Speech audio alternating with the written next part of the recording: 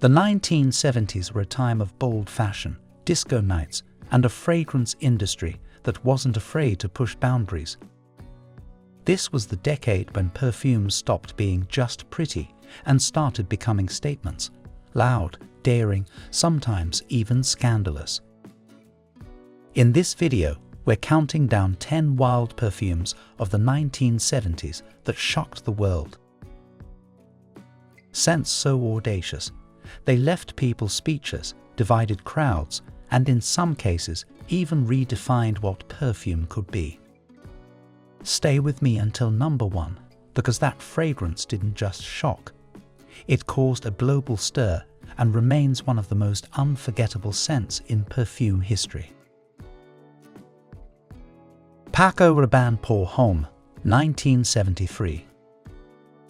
The 1970s began with a fragrance revolution, and Paco Rabanne Pour Homme was one of the leaders of the pack.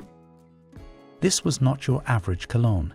At a time when men's fragrances were often citrusy and polite, Paco Rabanne brought herbal, aromatic, and animalic power.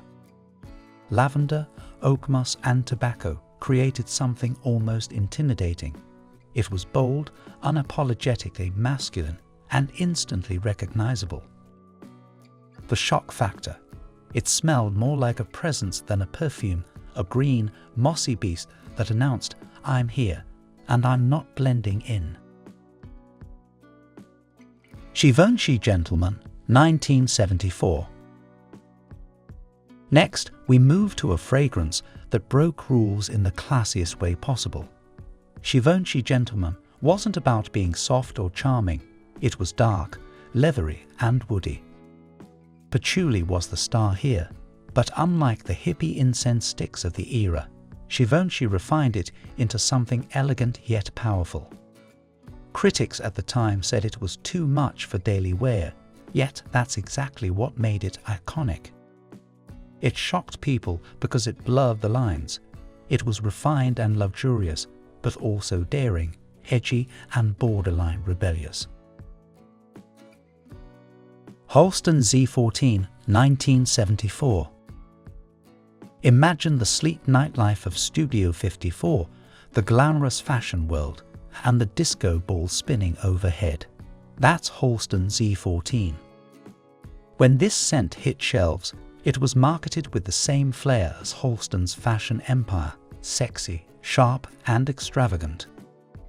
Cinnamon, leather, and cedar gave it a hot-blooded energy. It wasn't shy. It was designed to make people notice. The shock factor. For some, it was almost too sexy, too raw. But for men who wanted to be seen as daring trendsetters, it became a badge of honor. Oscar by Oscar de la Renta, 1977. While men were getting their wild scents, women weren't left behind. Oscar by Oscar de la Renta stormed the scene in 1977 with one of the most commanding floral fragrances of the decade. This wasn't a delicate bouquet. It was a floral powerhouse with orange blossom, jasmine, and tuberose. Women who wore it were not trying to blend in at the office or the dinner party. They were making a statement. I'm here, and I'm unforgettable. The wild part, its intensity shocked people. Some adored its richness, while others found it almost overwhelming. But love it or hate it, it could not be ignored. Inouï by Shiseido, 1976. Now here's something that shook the industry in a different way. Inouï by Shiseido wasn't just a perfume. It was Japan's bold statement on the global perfume stage. At a time when French perfumery dominated, Shiseido's Inouï came with an avant-garde bottle and an unusual composition, green, woody, and mysterious. It shocked people because it didn't smell like traditional perfume at all. It was exotic, modern, and futuristic. Inouï proved that perfume was no longer just a European affair. The East had arrived, and it brought mystery with it. Giacomo Silences, 1978. Minimalism meets shock factor. Giacomo Silences was the complete opposite of the disco perfumes of its time. Instead of being loud and sweet, it was icy green, cold, and almost intimidating. Galbanum, a sharp green note, dominated the scent, making it smell like crushed leaves in a forest. Some called it beautiful, others said it was unwearable. That was exactly the point. Silences wasn't designed to be loved by everyone. It was an artistic statement, and that's what made it shocking. Polo by Ralph Lauren, 1978. Here comes a giant, Polo by Ralph Lauren. This wasn't just a perfume, it was a cultural explosion.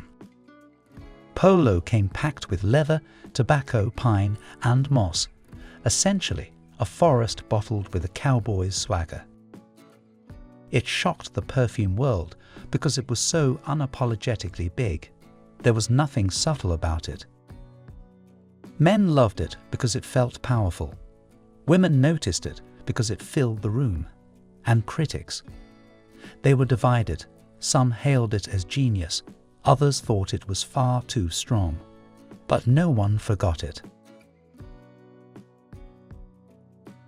Guy Le Roche Chez Osé, 1977. Translated as I Dared, Chez Osé lived up to its name. This perfume was made for women who wanted to rebel against society's expectations. It mixed aldehydes, florals, spices, and leather into a scent that was bold and commanding. The wild part, some said it smelled almost too masculine for women at the time, but that's exactly what made it empowering. It shocked the world by saying, perfume is not about fitting in, it's about daring to stand out. Rochas Mystère, 1978.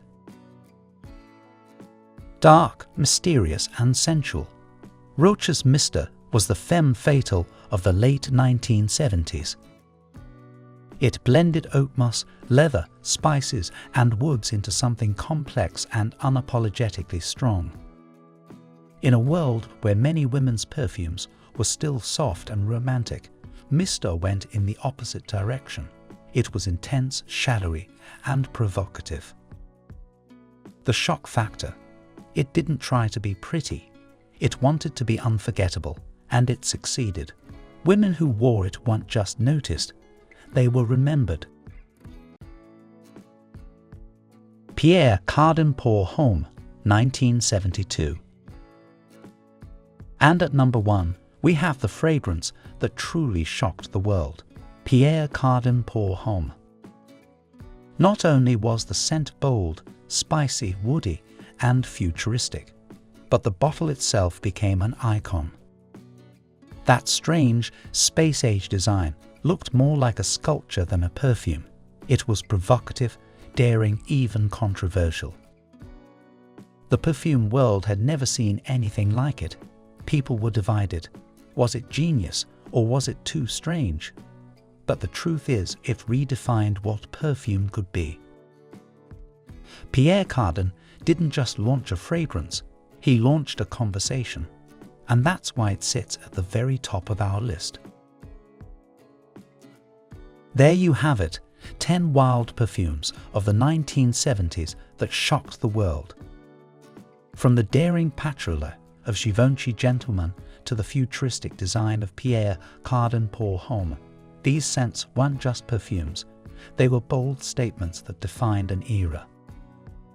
Which of these classics would you dare to wear today? Let me know in the comments below. If you enjoyed this trip back to the wild world of 70s fragrance, don't forget to like, subscribe, and hit the bell for more perfume history. Because in perfume, the past never fades, it lingers, just like the unforgettable scents of the 1970s.